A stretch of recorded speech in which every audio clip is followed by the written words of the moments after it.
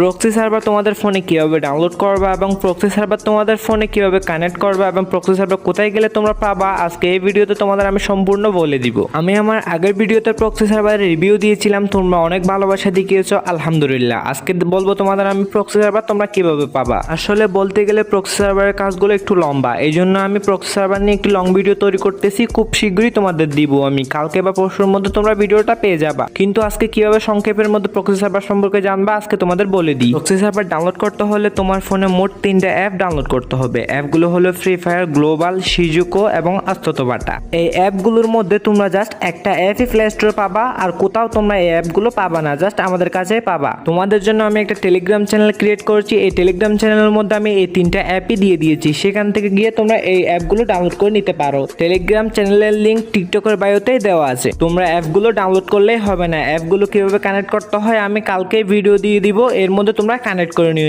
এই ভিডিওটা দেখি। এবং এই প্রক্সি সার্ভার অনেকগুলা থাকে, এর মধ্যে আমি এই প্রক্সি সার্ভারটা ইউজ করি কারণ এটি অনেক ভালো। ফায়ারে যত কিছু রয়েছে সব A to Z এই প্রক্সি সার্ভারে তোমরা পেয়ে যাবা এবং তোমরা এখানে গেম প্লেও করতে পারবা।